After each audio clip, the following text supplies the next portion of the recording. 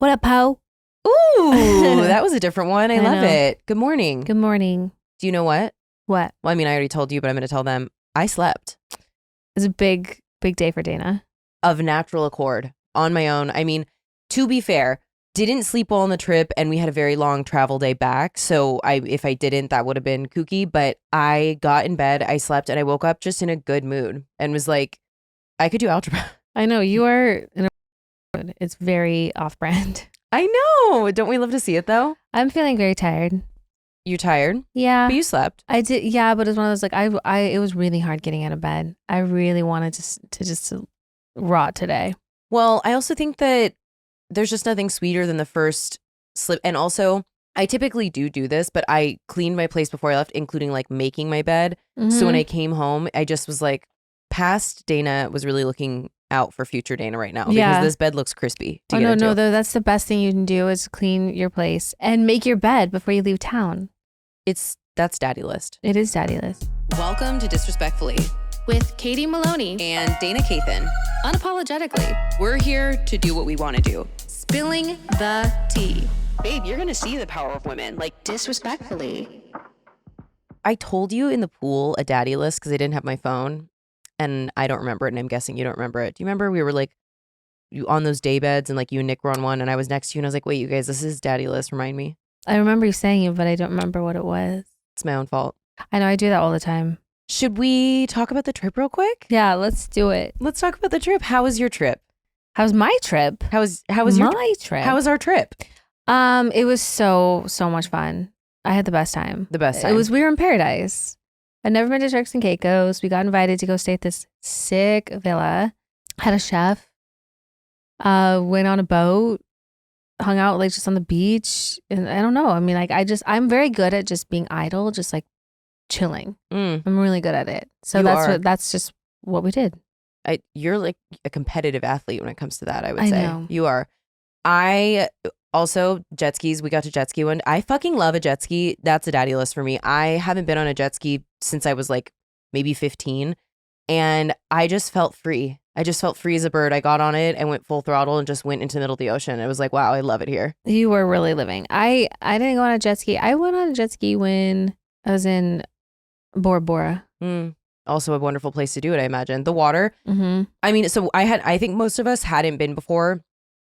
The water looked fake because it is so blue, and something that I learned while I was there, it's shallow for a long time, so you can really walk out far into the water, which is a crazy feeling. Like at one point we were like laying at the pool, which was overlooking the water, and we saw these people that looked like they were walking on water like Jesus. I was like, wow, that's cool. Yeah, for whatever reason, the Caribbean water is like that. Yeah. I mean, it was the same thing at like Bora Bora. Also, like it looks like a postcard where the water is just turquoise, and it gets like, as it gets deeper, it gets like a deeper shade of turquoise. It's like a postcard. Also, shout out to Bailey who invited us and Alyssa who put the trip together. Like I said, we were lucky that we kind of leached onto this trip and they had us come, which was so nice.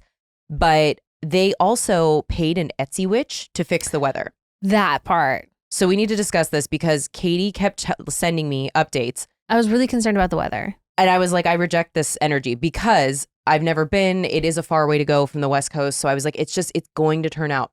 We get there, we take a red eye. I hate a red eye more than anything because I can't sleep on planes. So I knew it was going to be a hard travel day, but it was 12 hours and it was like a long, difficult travel day. No sleep. No sleep. We got there, bus, another bus, plane, club. We got there. There was a little bit of miscommunication about like the driver situation. So we were all tired and flustered.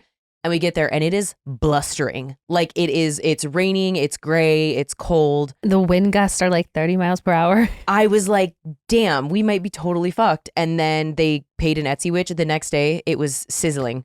Beautiful weather. Perfect. It was absolutely perfect. So the rest of the time turned out. But had we not done that, we should find out the name of her and give her a shout out here because she's powerful. Yeah, no, she knows what she's doing. I will be returning to her. I wasn't the customer, but I will be. Absolutely using it again. She was great. And then we went on a boat one day and it had a slide. And let me tell you, I was only there for the zip line. It was great. I loved it. And it in the water, like it was, freezing. It's chilly because it's February, but once you like got in, it just felt so good. And yeah, wonderful friends, wonderful shit. It was a great experience. I got a little hammered one night. I was having a great time, but I was a little hammered. I retired to my bedroom for a little while and came back down, and Katie was shit-faced, and we were like, they're like playing a card game, and we're a little high, we're a little drunk, we're having a good time. And I'm just like looking at her, and she like threw a card in the air and looked at me kind of googly-eyed, and I was like, oh no, she's gonna feel so bad tomorrow. And I also, because I saw red wine in front of you, Yeah. so I know you, and when you're that way and there's red wine, I was like, I also had an espresso martini in there, rosé, red wine, there's tequila. Like it was a recipe for disaster. And I wouldn't say it was a total disaster, but I was definitely running on fumes the next day. Yeah, Which sucks. You don't want to be in the most beautiful place ever and feel like shit. Obviously I sent you and Raleigh that TikTok that was like this girl in Lake Como. So targeted ad. Slumped over in a boat, and it was like, I've had the privilege of being hungover in all of the most beautiful places in the world. That really is our brand. That really is me. I would say. But you were in a kooky, funny hangover mood. I love when you're like that. Like, it's so the ridiculousness of it all. You were just like doing the most. But also, let's be clear, everyone. I took all the drinking I didn't do in January and I crammed it. You really did. Crammed it into 5 days. So we were also eating some fun gummies on the beach. Also, I'm performative. So is Bailey. Nick is not, because he brought a Kindle, but he used it. I brought my fucking library book from the Studio City Library, and I didn't even crack it. I used it as a coaster at one point. So I'm like, why did I even bring that? But I thought that maybe I would. I didn't. That is performative. It was. It's like, wait, did Bailey read her book? No. She put it in her carry-on on the way back. Or excuse me, she put it in her check bag on the way back. I'm done with this. She was like, I'm not doing it anymore. So yeah, big shout out to them. That was our trip. I will say, I had the best chocolate cake. The Matilda cake. Oh my God. The last night they did this barbecue for us, and they had like jerk chicken and rice and beans and ribs. This macaroni and cheese that was some of the best macaroni and cheese I've ever had. This beans and rice. I mean, it was like a full blown feast, and it was some of the best food I've ever had. It was a skanky macaroni, and as someone who, I was saying, they say it takes 10,000 hours of doing anything to become an expert. I am a PhD in macaroni. Yeah. And it was really different. Like, I've seen this style before, but I definitely went back downstairs after everyone went to bed, commandeered the last bowl of it with a bag of salt and vinegar chips and some of the cake, came back upstairs, still quietly listening to Matthew Perry. Bailey was asleep, and I sat in the corner of the room like that weird Oreo sleeve guy we've talked about before. Like a sleep paralysis demon. Literally eating the full fucking dinner by myself. Anywho. I love that. That was that. It was wonderful. Super grateful. Yeah. Awesome trip. It was nice to check out for a few days. I really tried hard to just like not be as engaged as I've been, which was a nice feeling. And it was a little hard because there were quite a few people on our trip, but everyone was kind of on the same page, I think. So it was great. It was great. Speaking of, can I give a quick coven core? Yes. 2 coven cores. One is a circle back that we got in the DMs, and then we'll jump into this episode. Alrighty. So this one I think is super profound and really changed the game for me. And this is something that I will not be doing again. And I really want to apply it in a positive way going forward. This came from a listener named M. It says, "Hi, with love from a Texan who does civic engagement and reproductive justice work, please, please, please stop saying that there won't be midterms. I know it's an easy thing to feel, and a lot of people are saying it, but voter apathy is our biggest barrier in red states. It's true that midterms will likely be the messiest election of our lives, which is why I hope you use your platform to remind people to check the registration before every deadline, early vote, and most of all, vote. We cannot pre-comply. I love what you're doing with your platform, and I mean this in no harm. I'm begging you to stop saying there will not be midterms. It's really damaging for those of us trying to get folks to vote, and rampant voter suppression has been a reality in the South for a long time. I wonder if it might be worth having an expert in civic engagement on the pod if you want to keep touching on this, saying this with all love." So first of all, thank you for writing that in. We want people to come to the table and say, like, love constructive criticism. You're right. I have been doing that. And I think that in terms of those who are like us, we're always going to vote, right? But people who might be listening to us who don't care as much or think it's important, I think that this messaging is so true.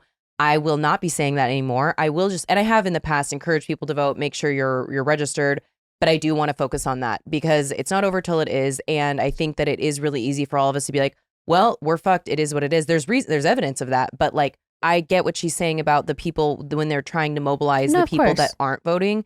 Like, I just thought There's that no was excuse to not vote. correct. So I just thought it was really important messaging. And also I love like that you said nothing mean. Like that's when people are like, I say this with like I come in kindness. Of course you do. So thank you for writing that in. It was a little bit of an attitude adjustment that I personally felt like I needed. So I really liked it. And then the other one that I have is in regards to ballet. Okay. So this came to us from a professional dancer. It said, "Hi, Coven, a fellow professional ballet dancer here, and I just wanted to answer your question. Now, a professional fit model, so I make sure all clothing looks and feels great on the body. But before that, I was a professional ballet dancer. So professional companies like ABT have a relationship with certain brands with Capezio. I think that's the shoe. You tell the person in charge of wardrobe that you need new leotard tights or point shoes so they are competent. Professional ballet dancers don't have to pay anything at all. That's what the good thing about being with a ballet company is. Other than that, regular dancers unfortunately do have to pay, but professional does not. Always doing my spells and laughing away at the amazing 90s movie quotes. I definitely can't listen to Candy without busting out and move from center stage. Much love." Yeah. Same. Okay, so now we know. See, I love when people know shit I had that a we're talking about. feeling that would have been the case because obviously, you know, these brands are competitors, so they want their product on the best dancers in the world. Well, and I suppose it's like with any professional athlete, when they have a sponsor, they're getting them all their shit so they can, you know, be the one that has the relationship. But just a little tidbit. Love it. To close that gap. If you could be sponsored by someone, who would it be? Taco Bell. Oh, hell yeah. For sure. Or Camel Crush. I know, but that's a little too on the Kidding, nose. Maybe kidding. Casamigos. Oh, okay. Or Hidden Valley Ranch. Period. Who would Love you it. be sponsored by? Probably Taco Bell or Legos. I love that. I would love to be perfect sponsored one. by Lego. That's a perfect one for you. Anyway. Yesterday, I felt yearning, by the way. I was at the airport in Atlanta, and I saw a McDonald's, saw an Arby's, all these things that were great. And then I was kind of spinning around like I imagined Margot Robbie's going to do in Wuthering Heights. Looking for the bell, and I couldn't find it, which was a bummer. I would have killed for some McDonald's yesterday. I went to the lounge, the Delta Lounge, and they had chicken stir fry, and I was so excited. But it was all the weird parts of the chicken, you know? I'm really strict about that. Yeah, I was like, oh, okay. So I ate rice, Hmm. and then like 5 little mini desserts, and then I had like a pound of candy on the plane. I'm feeling kind of shitty today because I ate like shit. Well, the other part of dry January is that I was just like taking better care of myself, and that went off the rails. What were we doing? I went off the fucking rails. I'm excited now to reset from that, but you know, those are problems that we all want to have. So anyway, enough about that. Should we do some Heauxmetown Heroes? Yes, we should. Elizabeth says, "Hi, Katie and Dana. It's a circle back. I have a bat story.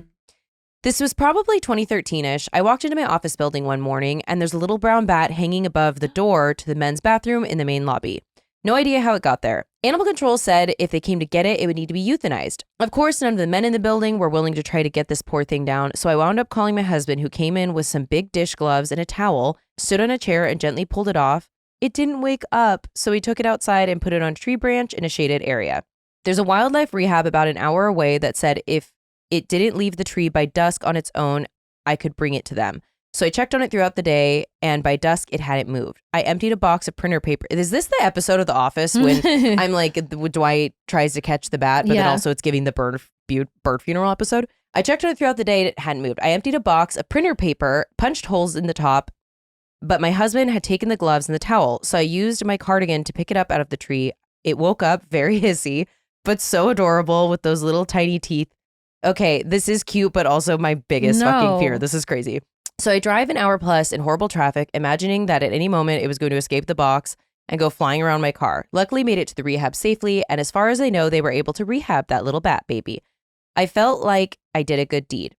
Then I hit a deer on the way home. Nice. Are you Michael Scott? I think so. I can't. Well, it hit me. It was fine. It walked away after walking to the side of the car, but what the fuck? Also, neither of us got rabies shot. Oops.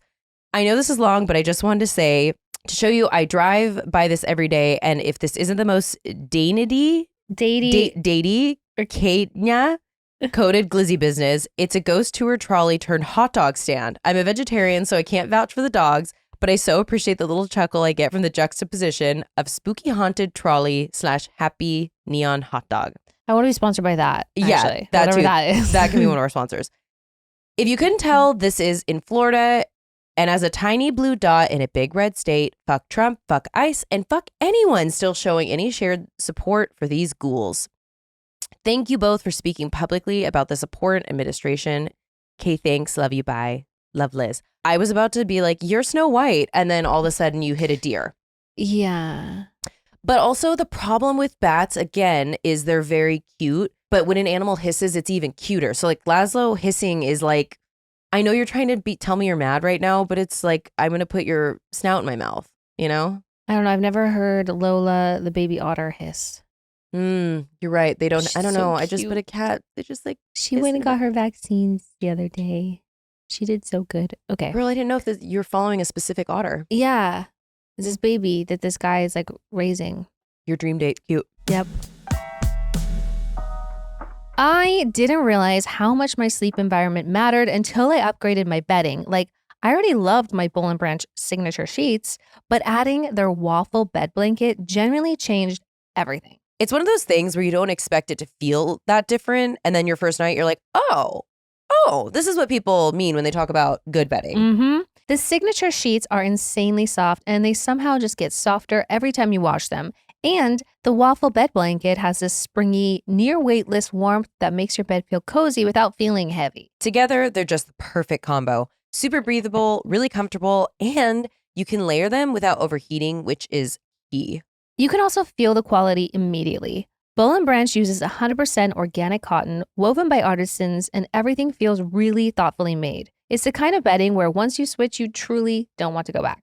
And they're designed to mix and match, which I love. There are over 300 color combos, so it's easy to make your bed feel intentional and pulled together. Plus, they're made to last season after season, so you can try them with a 30-night worry-free guarantee. Sleep sound with Boll & Branch. Get 50% off your first order plus free shipping at bollandbranch.com/disrespectfully with code disrespectfully. That's Boll & Branch, BOLLAND branch.com/disrespectfully. Code disrespectfully to unlock 15% off. Exclusions apply. Financial resolutions are great, but let's be real. Budgets don't reset on January 1st. Between post-holiday credit card bills and getting back to your regular routine, cash is tight. That's why there's Upside. The free Upside app gets you cash back on gas, groceries, and dining. The three things draining your wallet right meow. Over 100,000 participating locations means cashback opportunities are everywhere you already go. And yes, it's cash back. No points you'll never use, no credits that expire, money you transfer straight to your bank account. And here's how it works. Open the app, claim an offer, pay with your card like normal, and get paid. That's it. You'll earn 3 times more cash back with Upside than with loyalty programs or credit card rewards alone. Users earn $1 million in cash back every single week, and unlike other programs, you can stack Upside with your existing credit card and loyalty rewards. I love using Upside. Anything that gets me cash back, I'm there. And it's so easy to use, can't recommend enough. Upside has given back $1 billion to its users. To find out how much you could earn, download the free Upside app and use promo code disrespectfully to get an extra 25 cents back for every gallon of gas on your first tank of gas.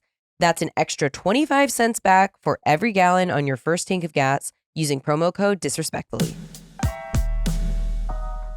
You know what's better than flowers that die in 3 days? Matching underwear. Seriously.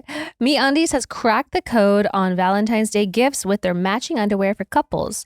It's cute, it's intimate, and you'll wear them more than once. MeUndies makes matching underwear specifically for couples. Same adorable prints, different cuts for each of you. Like you could get Nick the nice thong and you can have a little cheeky one. All made from their signature ultramodal fabric that feels impossibly soft. Unlike other brands just slapping hearts on generic underwear, MeUndies designs coordinating prints from the ground up. Their Valentine's collection has prints made for two. It's the kind of gift that makes you smile every time you put them on. Over 30 million pairs sold and 90,000 5-star reviews. People love these because they actually fit well and feel amazing. Their first pair promise, 45 days risk-free, means if your first pair doesn't work out, they'll make it right, no hassle. Every style comes in coordinating prints so you and your partner can match. Boxer briefs, trunks, briefs for him, bikinis, thongs, boy shorts, cheeky styles for her. Same print, different fits. Valentine's Day is February 14th. So if you want these delivered in time, order soon. This is a gift that keeps giving long after the holiday's over. And if you want to be sexy like both of us, You're going to want to get matching underwear. yeah, we're matching right now. Wouldn't you like to see that? Make this Valentine's Day one to remember with matching underwear from MeUndies. To get exclusive deals up to 50% off, go to MeUndies.com/disrespectfully and enter code disrespectfully. That's MeUndies.com/disrespectfully, promo code disrespectfully for up to 50% off. Okay. Jennifer says, my own Colton from the Traders. Oh, I'm going to hate this already. I love you both so much and love listening to your voices every week. I have a hometown hero story that I've wanted to share for the pod for a while.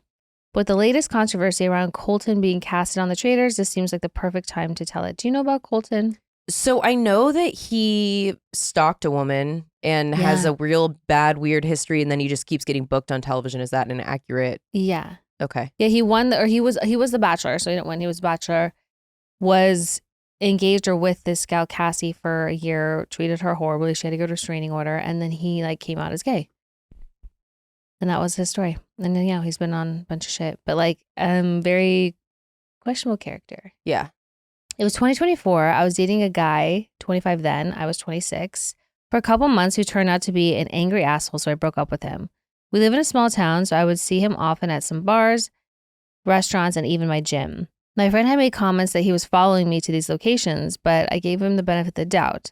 While this is all happening, I noticed an odd beeping in my car.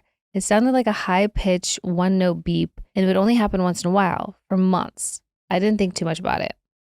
About 6 months after our breakup, my current boyfriend was driving around in the car with me, and he got a notification on his phone that there was an Apple tag detected nearby. And it has been following our location for the last 24 hours.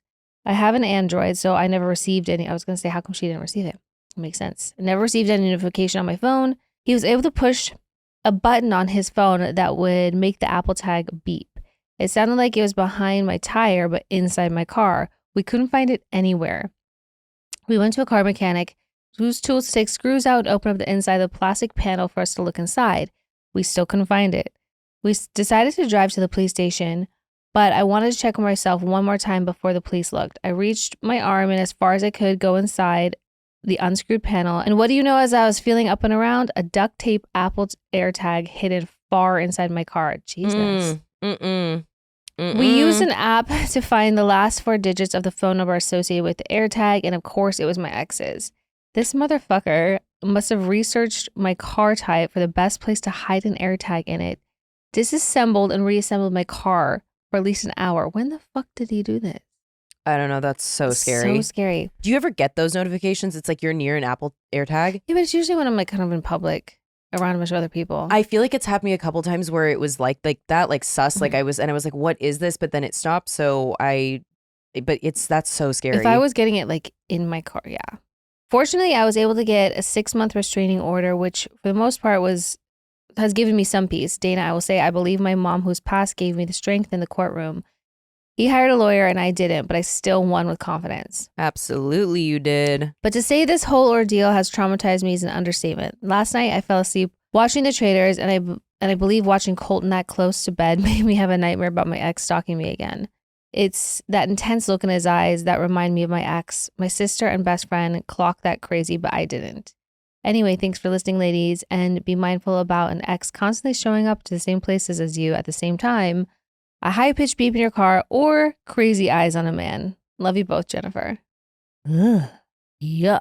That's spooky scary. Don't like that at all. I mean, I'm glad you found it. And also, huge kudos to you for taking that man to court and getting a restraining order. Yeah. Weirdo. Jenna says, hello, my lovely ladies. I've been a disrespectfully listener ever since the first episode. The 2 of you on Vanderpump Rules were truly the best days of our lives, and I immediately was a fan as soon as you guys started your platform together. Anyways, to the reason I'm writing in, I have been in a very toxic, abusive relationship for 7 years now. I now have a 13-year-old son and recently made the decision to end the relationship. Recently, Dayna said in an episode, the only thing worse than being in a 7-year relationship and leaving is a relationship for 7 years and 1 day. Honestly, that gave me the power and validation in knowing I'm making the right decision for me and my son. It was everything I needed to hear in that moment.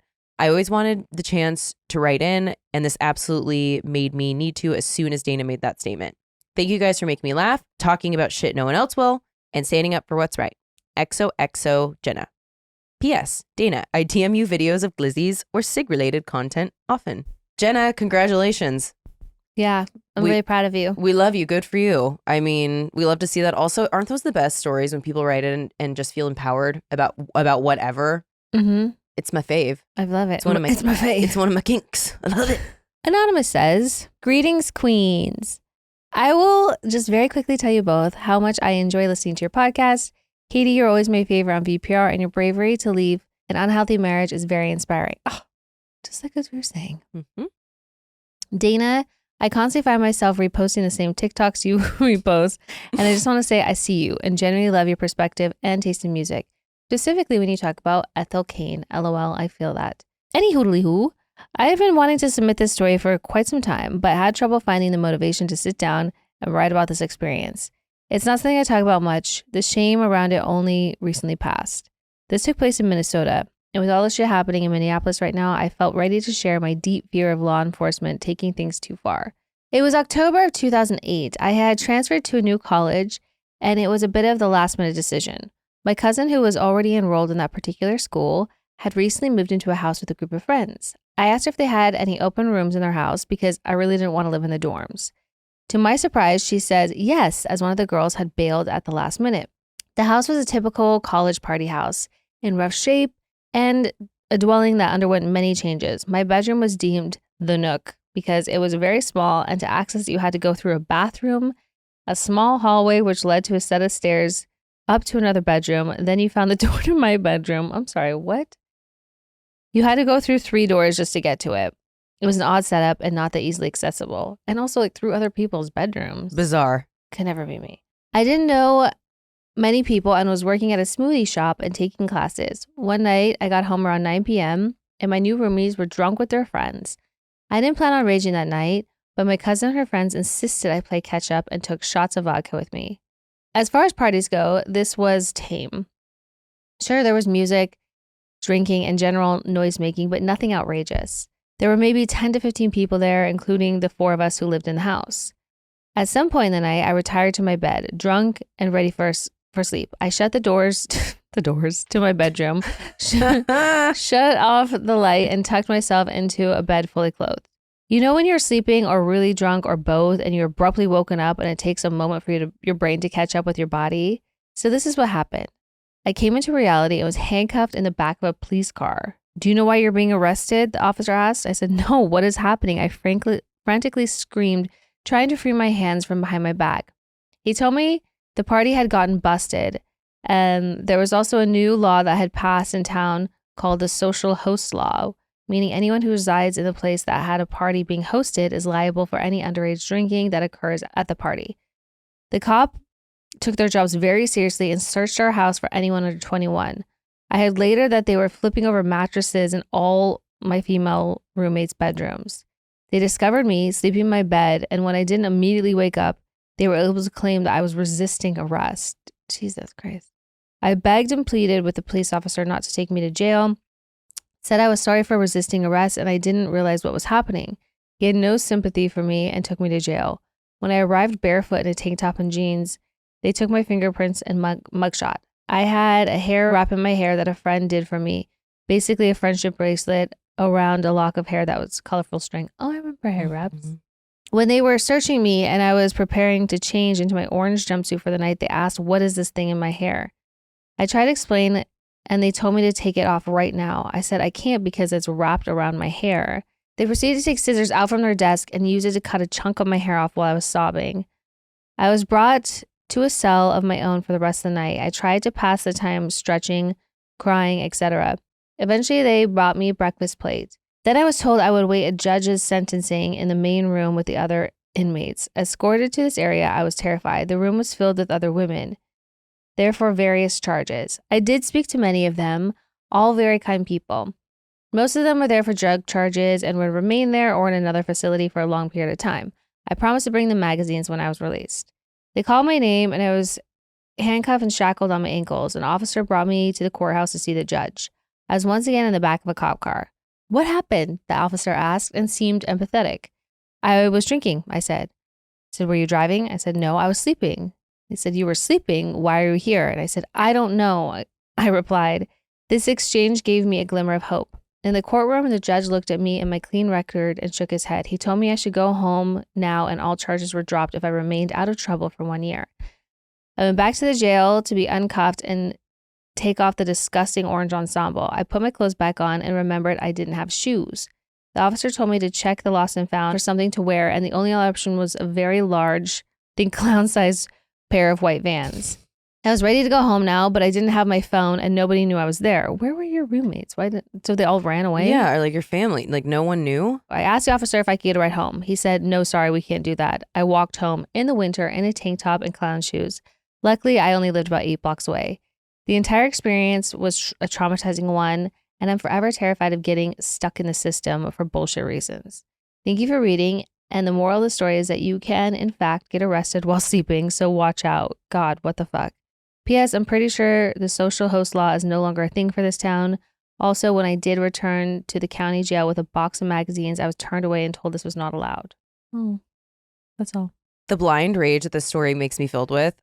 I had something similar happen to me in 2006. They didn't take me to jail, but I was at my friend's older sister's apartment. We were having a party. Everyone left. I was passed out with my friend in the guest room bed, and the sister and her boyfriend had just ripped a bong and their door was unlocked and 2 cops walked in. They walked into the bedroom. I was sleeping in underwear and a t-shirt. I was 16 years old. One picked up a full laundry hamper and threw it on me really hard and yelled at me like, get the fuck up, and grabbed me by my arm and pulled me out in the living room and sat me on the couch and then brought the friend out. So the 4 of us, I'm shaking because I was shit-faced and I was scared.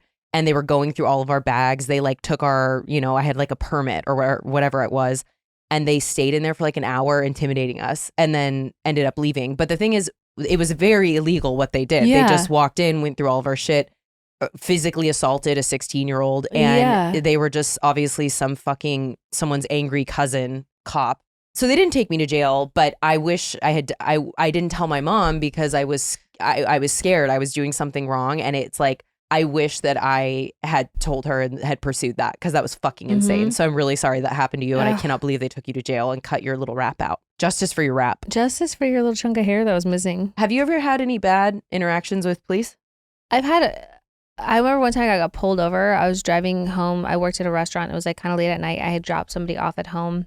And the thing is, I was nervous because we had like you do after you work, like had like a drink, but I wasn't like drinking. Right. Like when we were like wrapping up work and stuff. So it maybe been like an hour since I had it. But of course there was no one else on the road and it was really late. And they pulled me over. And in LA, like one comes to one side of your car and the other one goes to the passenger side. And it's like the T-Rexes in Lost World Jurassic Park. Yeah. And so they're like, do you know why I pulled you over? I was like, literally no idea. I had an air freshener hanging from my rear view. And they're like, that's obstruction of vision. And I was like, oh, I didn't know that. So I took it off and I was like, okay, well, is there anything else? And they're like, no. They're like, where are you coming from? And I was like, I'm coming from work. And I told them where I was working. They're like, oh, I go there all the time. I've never seen you there. And it was getting gross, but I was like, you know what? I have to use this to my advantage. So just kidding, not what you think. But I was just like, oh my God, I've never seen you there. Like, when do you usually come in? I'm just like, now I'm just trying to have a conversation because I'm like, I don't want like. And he's like, well, next time in there, I'll have to look after you. He goes, oh, by the way, this is my partner, Michael, or whatever he said it is. And he like reaches through my passenger window and like shakes my hand. These 2 fucking skis balls, like just hitting on me in the middle of the night. And then they said goodbye. But I felt so about that.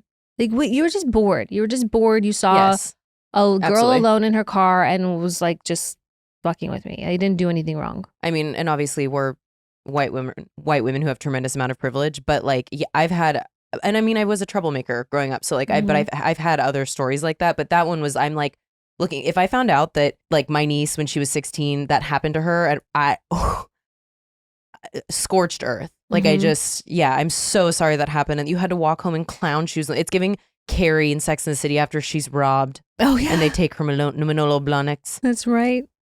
Totally. And if she'd been in jail. Jen says, "Hi, Katie and Dana. I was late to Vanderpump Rules party, but started listening to your podcast as soon as I finished the original series and am currently about a year behind on episodes. Katie, it's been so inspiring to see your courage and strength in dealing with men that are balls deep in the patriarchy and coming out on top. Dana, you and I are so similar, it's crazy. From dealing with the effects of watching America's Most Wanted as a child and eating only a can of green beans for dinner, us low-income PNW kids will always have something in common. I apologize if this has already been addressed, but as someone who's dealt with years of insomnia and gotten diagnosed with ADHD as an adult, I have to share the things that have finally enabled me to sleep well. This is for you. It is. Okay, we love this. Consider quitting caffeine. Oh, you lost me. Let's go. Next one. No, I'm just kidding. This will be very difficult because if you're like me, you require 180 ounces of coffee a day and are still tired but can't sleep. I didn't feel like I got quality sleep when I used melatonin or Benadryl, so I started drastically reducing the amount of coffee, energy drinks. That's the sound of one sip left of this Celsius I was consuming before eventually quitting altogether. Also have a decaf every now and then, but quitting caffeine has been a lifesaver. Try cognitive shuffling. I could always nap during the day, but it was impossible for me to turn off the rumination and the song of the day that would endlessly play on repeat in my head when I tried to sleep at night. That's also you. That's so me. Then I came across this New York Times article called Cognitive Shuffling. It took a little while to work, but the first couple nights, but now I consistently fall asleep using it. Too long, don't read. You start by taking a random word, Pluto, for example. Then think of many words as you can that begin with the same first letter, like plane, poodle, and peaches. Take a second or so to visualize each object before moving on to the next word. When you run out of P words, you can move on to the next letter of your original word, which is L in this case, and do the same thing.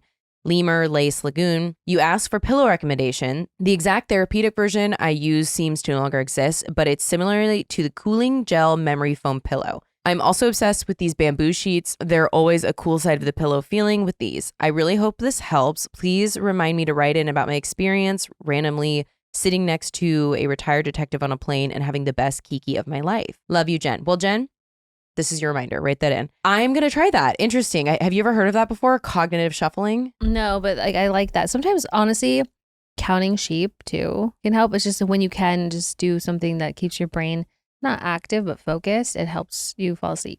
I feel like maybe someone told me about this, but I thought it was called something else, but I am going to try that. Someone sent me one. I got it on TikTok. The video is so scary. It's an animation of a person and they close their eyes and you basically like move your eyes from north to south to east to west over and over. But it feels really creepy to me. I tried it for 2 minutes and I did not like it. I don't like the feeling of like closing my eyes and rolling my eyes around in my. Yeah, and also the animation of it. Then the eyelids are then see-through, and then so you just see this like it looks like from Mars Attacks, like that guy like moving his eyes around. Gross. I'm gonna try that though. Thank you for the pro tip. All right. Sarah says, "Hello, gorgeous queens. First off, thank you so much for getting me through hours of work and long drives. I'm a longtime lover of Vanderpump Rules and is my comfort show. I almost always have it going on in the background as my ADHD ass needs constant background noise to function. I'm catching up on the pod as I was late to the game in finding yours. I'm currently listening to the poop cooler episode." Oh, the poop cooler. Remember the person that like came across a cooler in a parking garage? But they pooped in a cooler and then they dished in the parking garage. Oh my God, yes. And it unlocked a memory of mine that I felt would be funny to share. Missed that poop story. We haven't had a poop story in a while. This story happens in the summer of 2011. I was a stereotypical 18-year-old pregnant preacher's daughter on my own and trying to grow up while growing a human. Long story short, my family and I have had a falling out prior to me becoming pregnant. I will admit I was 100% the asshole. So I was living on my own after having another falling out with my child's father. Again, me equals asshole. I was a little worse back then. Young, alone, and pregnancy hormone driven, I decided it would be a wonderful idea to date. Yes. Horrible, terrible, cringy idea. I know. Oh my God. Anywho, this dude, let's call him Darren, was everything I thought I wanted. And it wasn't until he moved in with me in my tiny apartment that consisted of a room, bathroom, and kitchen that I realized what a colossal douche he was. I'm talking about mental, emotional, psychological, and physical abuse. I won't delve into that except to say I got out. So one day, Darren and I are doing the dirty And when we get done, and by we, I mean him, because looking back, there was not one time he got me off. He stands up from my futon and I just hear this horrendous sound. I can only describe this sound as sounding like a bubbling sewer pipe backing up in a drain. Yuck. This confuses me as my apartment is on the second floor and we are not near the bathroom. So how the hell could I hear a sewer pipe? When I look at Darren, I see his face has gone absolutely white. And that's when I smell it. Homeboy really shit himself after having sex with me. I'm talking absolute liquid shit is running down his legs and onto my carpet. Ooh. I'm certain he is embarrassed, so I tell him to head to the bathroom while I clean up everything. He comes back after cleaning himself up, and I am 7 months pregnant on my hands and knees, cleaning up this dude's literal shit out of the carpet. He's obviously still embarrassed and says he's really sorry, to which, without thinking it through, I say, "It's okay, babe, shit happens." He's absolutely silent, and it takes about 2 seconds for the automatic response I blurted out to register in my brain. I look up at him and he's now pissed, but I cannot help but laugh. And once I started, I couldn't stop laughing. He turned bright red and stormed out. We lasted 2 more months before I broke up with him and kicked him out after finding out he cheated on me while I was giving birth in the hospital. What a guy. I'm now happily married to my husband, who a friend set me up with 2 months after I had given birth. I wasn't looking for anyone, but when we started talking, I felt an honest connection and couldn't walk away. He's the love of my life, and I could not imagine spending the rest of my life with anyone else. During the pandemic, he adopted my oldest, who I was pregnant with in this story, and we have 2 other children together. I'm so happy with my life and thankful that I found my love after having to deal with literal shit that my ex put me through. Anyway, sorry for such a long rambling story, but when I remembered it, I felt like it would be perfectly fit with the other poop stories you 2 get. Love you both, and I'm now returning to binging of the pod. XOXO Sarah. Yuck. Here's the thing. I love that you're admitting that you were such a little demon that was a work in progress. We all are, especially when we're 18. But the fact that him having a little LQ down the legs and that was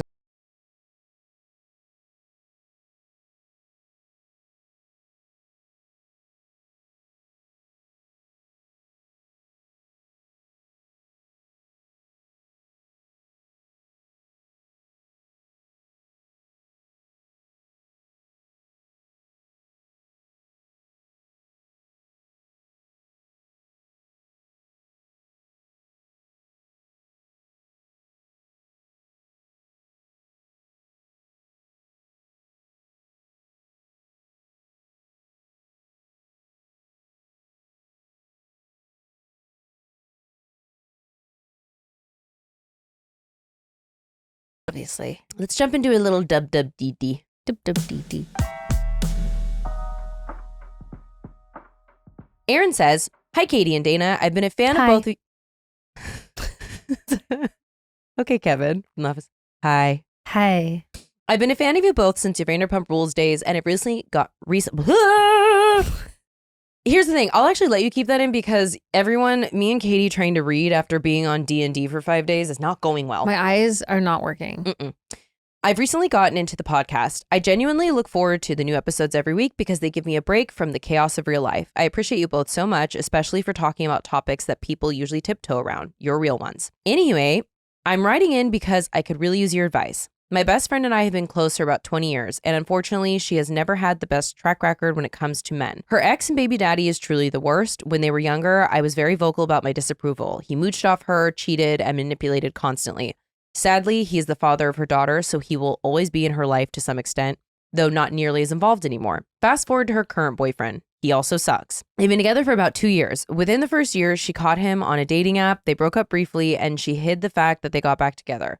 Something she used to do with her ex, and would casually bring him up in conversation as if everything had been fine. The guy has 2 kids, lives with his mom, lost his job in October, and still has not found another one. Does he also have the bubonic plague? Because that little laundry list was not great. No. He and his kids are constantly at her house, and I cannot help but worry that he's mooching off her the same way her ex did. My friend is the type to give men chance after chance, and it drives me crazy. I have tried making subtle comments and asking thought-provoking questions to help her see the bigger picture.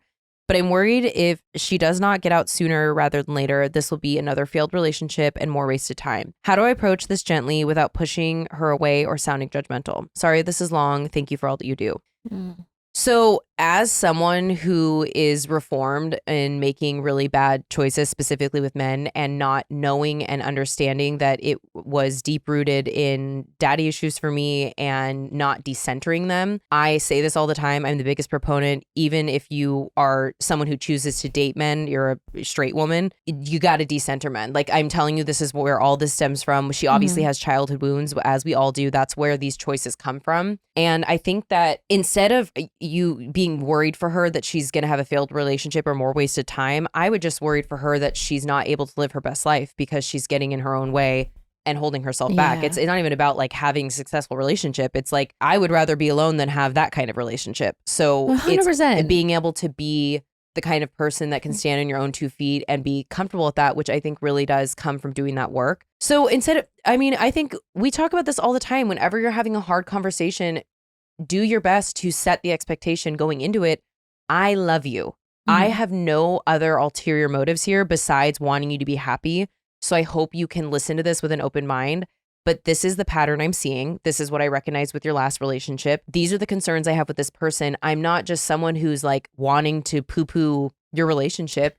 I want better for you. I want you to get to the point where you want better for you. Yeah. And that's going to come from doing some of this work. Yeah, preach. You know? I like retweet.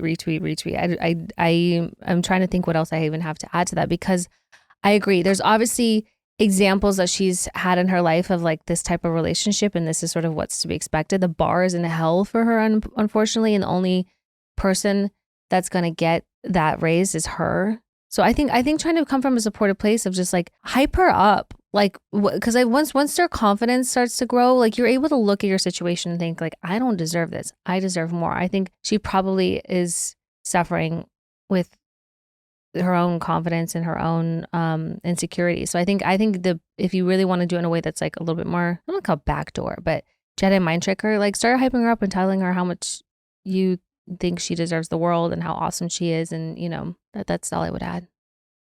Great. Good luck. I hope this helps. I think you can do it.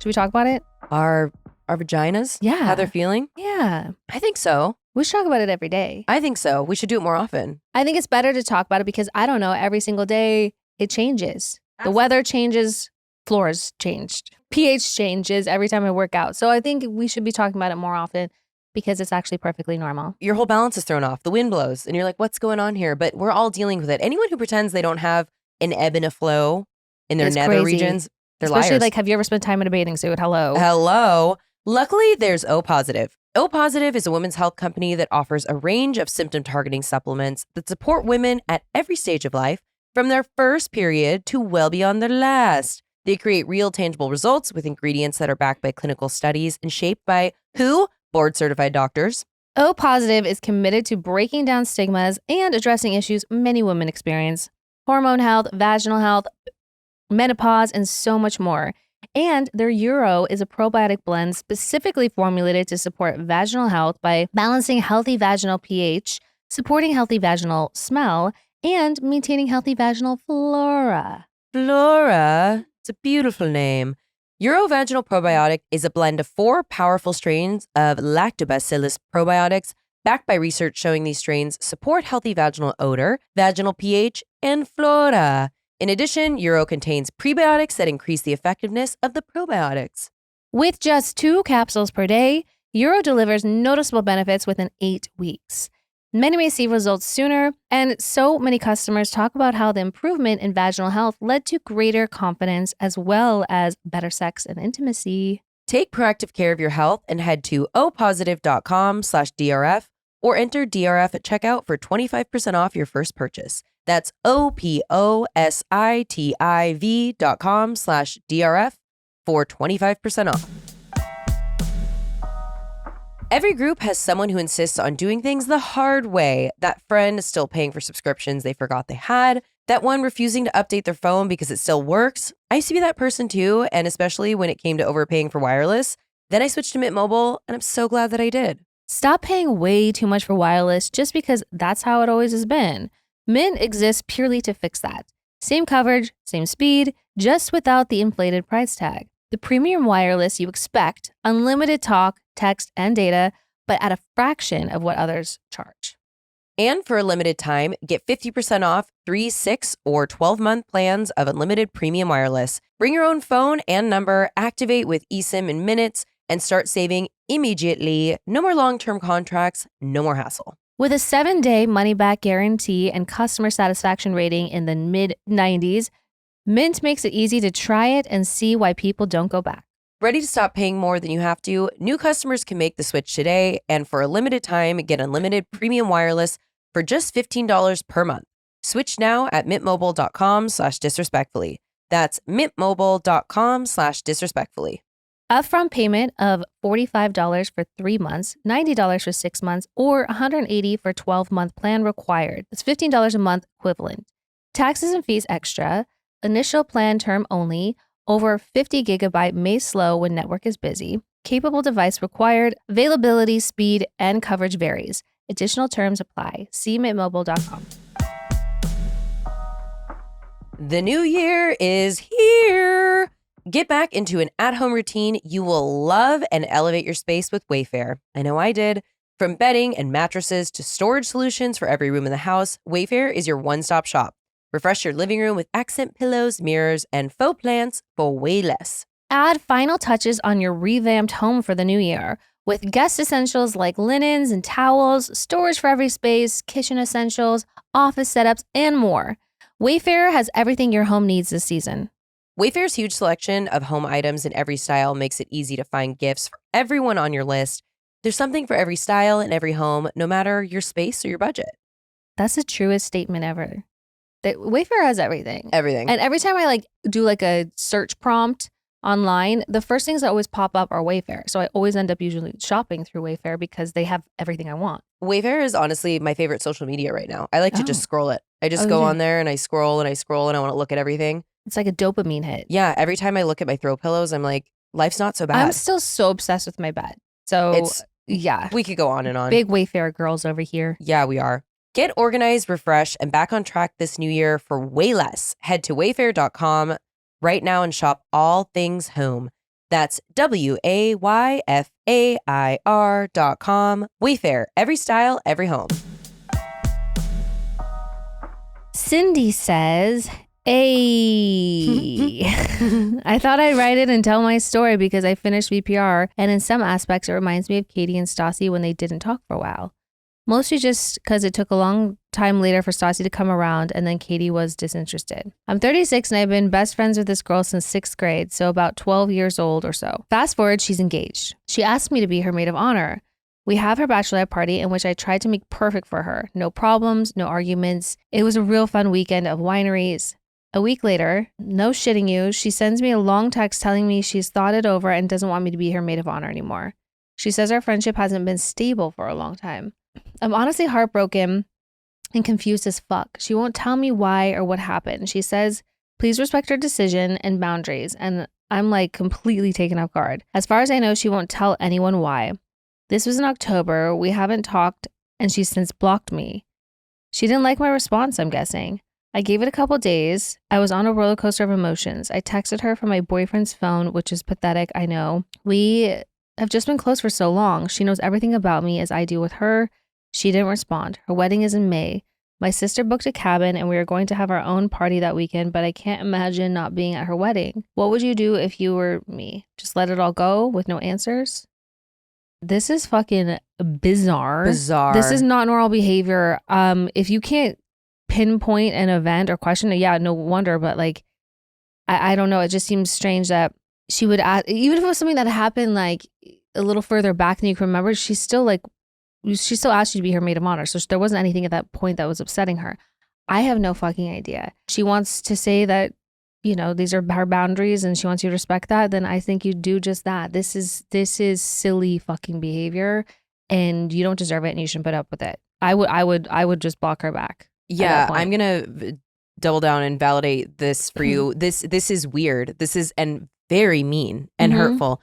And if there was some biblical falling out and you it was a really cut and clear thing, I would maybe understand it. But to be so bewildered by something like that and for it to be such a loud, big choice, I will say this is why I hate weddings. Weird shit happens around wedding. People make It gives choices, people like agency to act like fucking lunatics. we make them act weird. I'm not saying all weddings, but I'm just like I'm like, this is fucked up. I think it's amazing that you're going to a cabin with your sister. I would recommend mood altering substances for, safe though. Be safe about it. But like, go do some mushrooms and giggle. I don't know. Like, I think that you're doing the right thing. Be distracted. Block her back. Put her out of your mind. You did not do anything wrong. Like, I know it's hard though. I know it's someone you care about a lot. So I understand that you're. Oh my God. You're feeling it, but like, fuck her.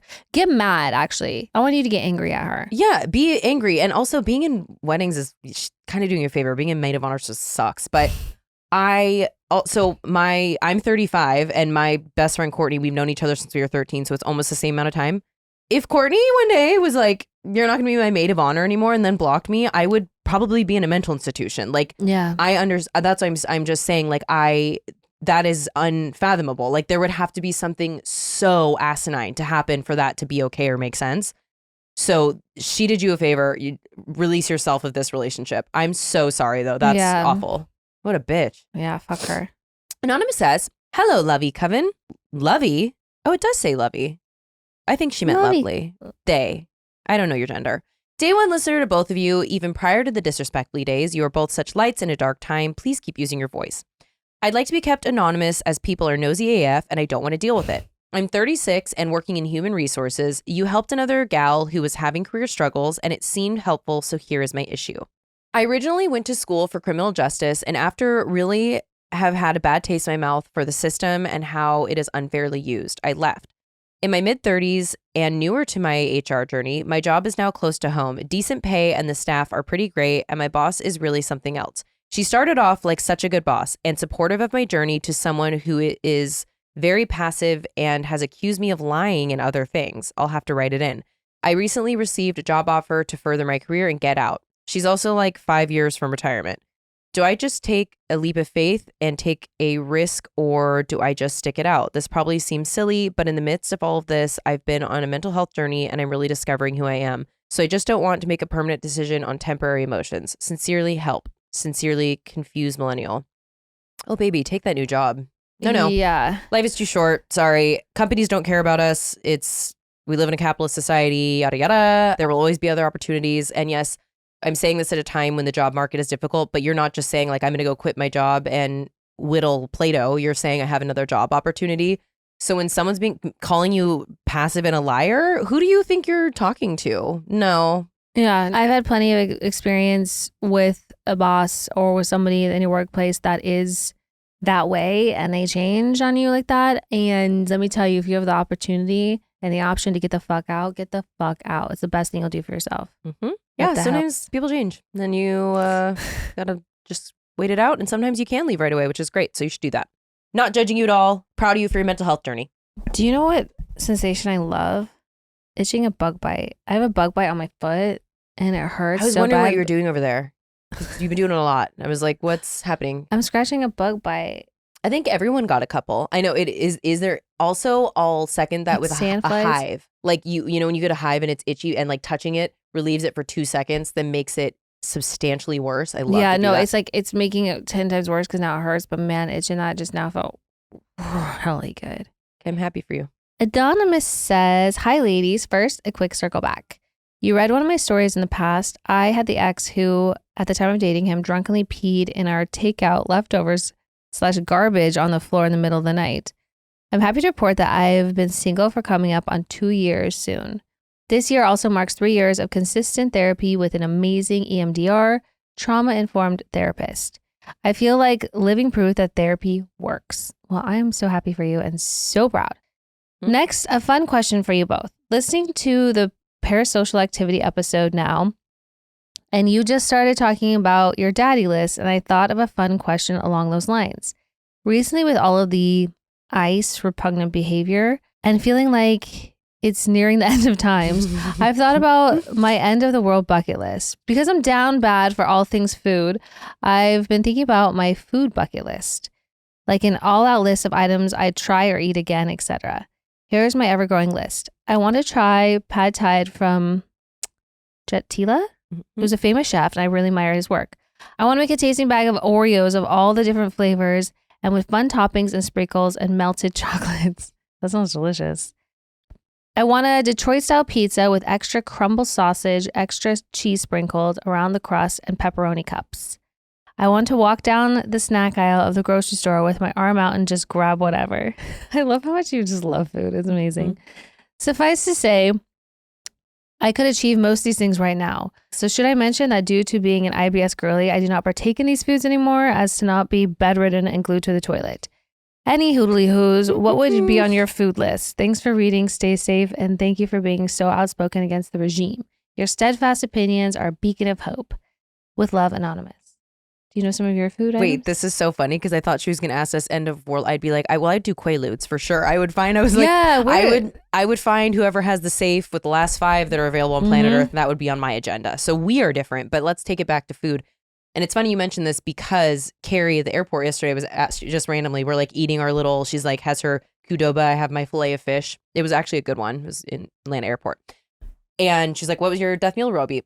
So mine, I truly think my number one would be Blue Box Kraft macaroni and cheese with hot dogs, all beef franks, made specifically the way I make it with a bottle of Vouv on the side. That's like such an elite combo. Love. But other than that, mine would be the eggplant parm with angel hair pasta and Alfredo sauce from Dantana's and a nice martini. Boo's cheesesteak in LA. That's my favorite cheesesteak here. I would eat 50 of those. They're like, you really feel it after you eat it because they are really scary, but one of the most delicious things that you could have. I think all of mine, the theme is just like big time comfort food. Yeah, cheese. Yeah. What would some of yours be? Well, you just mentioned cheesesteak. That cheesesteak I had from Angelo's in Philly was one of the best things I've ever put in my mouth. And then I would need like a full blown like Mexican feast. I want fajitas. I want tacos. I want beans and rice. I want enchiladas. I want just pitchers upon pitchers of margs, tons of chips and salsa. I want tres leches. I want flan. Then I also want some tiramisu. I would love some like cacio e pepe, maybe a lasagna. I would also want all of this with the ability to not shit my pants too. Like, for sure. So like take that has to be out of the equation. I would have the margarita pizza from Dar Poeta in Rome. I'd stop by London and go to Dishoom and have the It wasn't chicken the ruby. What was the other chicken that we had that we loved there? Their garlic naan, and then I just remember chicken ruby. With chicken ruby, I mean, we had something else too that was so good. And shout out to Janet who made us a little Dishoom dinner the other day. I don't know if we talked about it. I would definitely go to Dishoom and get that. I had this fucking perfect. It was a perfect little square on this gorgeous like milk bread with steak in Shibuya, the Shibuya neighborhood in Tokyo. That was one of the best bites I've ever had in my life. Like I'm just trying to think of all the things I would have. The best foods I've ever eaten. I would have the Reuben sandwich from the Metropolitan Market in Seattle with their garlic mashed potatoes. What wouldn't I have? But this is also things I do kind of regularly. So I want the crispy Chewy's tacos from downtown LA. But they just put tons of cheese on it, like the most amount of cheese. I just like cheese. It doesn't like me back. I feel very hungry now. I'm starving. Yeah, so I think that kind of covers it. I love fun, silly questions like that. Me too. So we can just, oh my God. And a Costco hot dog with a shit ton of their diced onions with a side of their cheese pizza and I don't think they even have them anymore, but the ice cream bar is the size of your head dipped in chocolate covered in almonds. Yeah. I would like a Dodger dog, personally. There you go. Dodger dog with ketchup, mustard, and onions. And we'd stop by Disney and have a corn dog there too. It'd be a busy like week. I want a corn dog from Disney California Adventure. Real bad. My mouth is watering. Cian says, hi, Disrespectfully team. I'm a Vanderpump Rules fan and constant rewatcher. It's a comfort show for years, and your podcast has become the same. Hearing your voices every week really grounds me. This week's episode, Wednesday, stuck with me, especially when Dana said 98% of the time it's the parents' fault when the kids stop talking to them. My situation feels different. My sister is my half-sister. We share a dad, but she's been my best friend my entire life, along with 2 cousins. The 4 of us grew up inseparable and stayed close in adulthood. Now I'm dealing with the fallout alone while they've all remained connected without me. Things changed after my sister got married. Her husband cheated on her twice while she was pregnant. Basement. Fuck that. And I became protective of her and her kids. Later, he adopted extreme political beliefs, MAGA, and when I spoke up, especially because my partner is an immigrant, she began siding with him. In July, she cut me off completely, along with my dad, her dad, my mom, and my little sister. She has 3 kids, and losing my sister, my best friend, and my role as an aunt has been devastating. For context, I was diagnosed with OCD about a year ago, which has made the grief especially hard. I'd love your perspective on what someone should do when siblings cut them off in the way that feels unprovoked and permanent. Thank you for considering my story. Cian. I feel so bad for you. I feel so sorry. bad for you. And I also think that I'm going to clump you in the 2% that I was talking about, where this is weird. They're obviously getting in some extremistic views. I'm sorry. If your sister is siding with her husband that cheated on her 2 times while she was pregnant, I don't really care the situation. I know that she's the problem. Yeah. That girl needs help. So, I mean, unfortunately, there's no silver bullet here. Like, that is painful. It's traumatizing. For it to happen all at once is massive. It's a lot to sift through. It's going to take a lot of time to heal. I think that if you have the ability and the resources to be able to go to therapy to unpack this, it's a great place to start. And, you know, now that you have this energetic space in your life, when you're ready and you start healing, I think it's really important to work on our chosen family. I think that, look, it's great to have blood family. That's awesome in fairy tales. I mean, it happens for some normal people. I certainly don't. I mean, obviously I have my sister and her kids, but that's kind of where the buck stops. And I feel really happy. And like, I never feel like I don't have family, because I have so many close friends that are that for me. And it didn't happen overnight. And there was a lot of grief and there was a lot of kind of being a mess about it. So I think that right now you just need to take care of you and work through understanding that this wasn't your fault and moving forward, and then allow others to come in your life.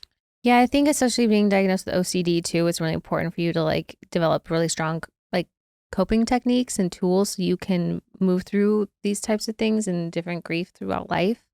So yeah, through therapy and just taking time and putting energy, pouring it back into yourself, refocusing on the friendships that do become your chosen family, because then those same roles that you're missing out on, having a best friend, having a sister like person, like you will be able to find that in somebody who shares your same values and ideals, and even like friends' kids too, where you can still step into an auntie role. So I know there's a lot to feel like you're missing by losing these people in your life, but you're gaining so much more in the long term. And also, no toxic positivity. I'm not trying to talk you out of your feelings either, because I just want you to know I couldn't imagine if especially like your nieces, and it's so much to deal with, and it's so upsetting, and you can't just necessarily like plug in other people when they have these like long-term It's not just roles. plugging them in. You said it takes time, but it's Right. about investing in those relationships and seeing, you know, what grows from there. For now, in the like taking care of you phase, we're validating that what you're feeling it's a lot. And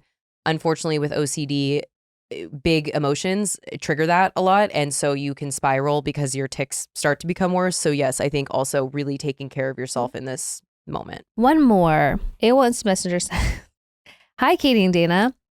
First off, thank you for this podcast. You guys get me through my day today without having a panic attack. LOL. Anywho, the holidays are hitting me hard. My family is complicated.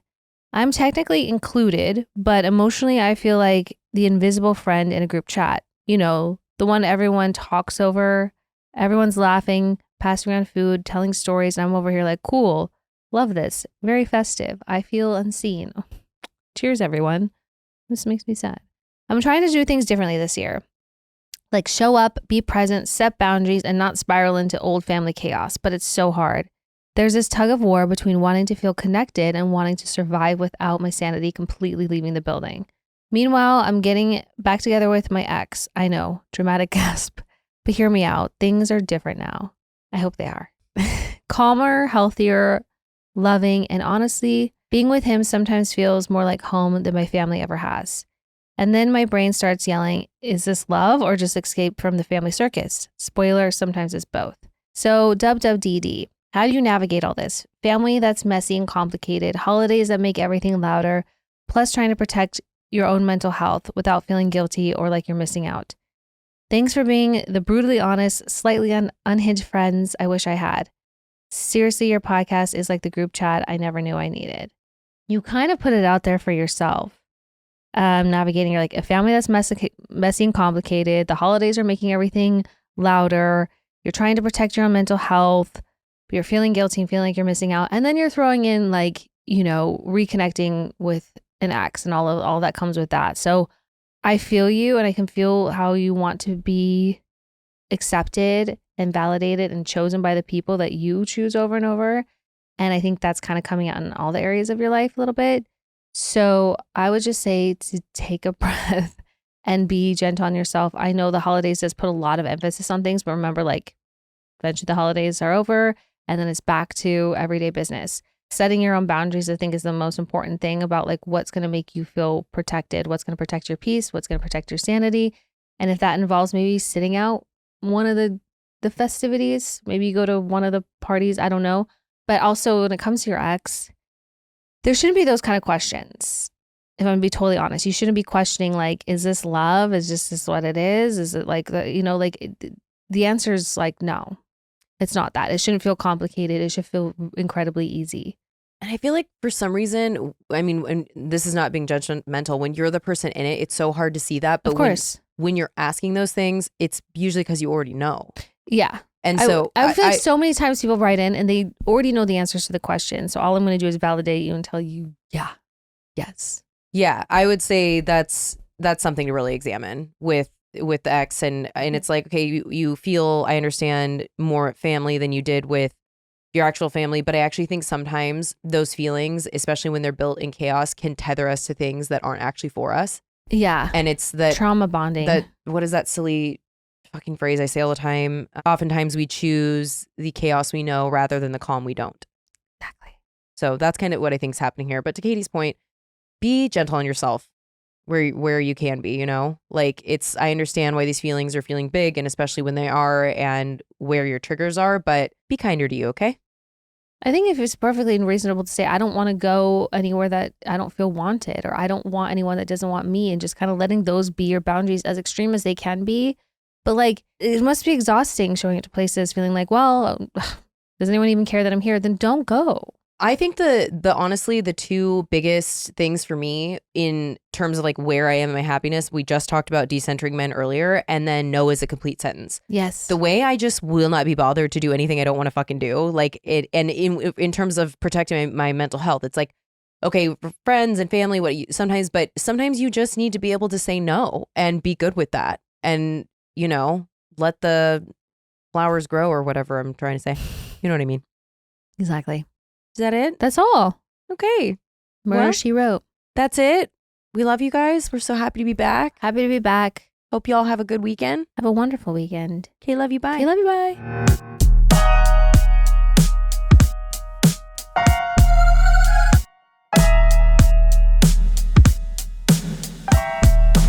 Babe, you're gonna see the power of women. Like, Disrespectfully.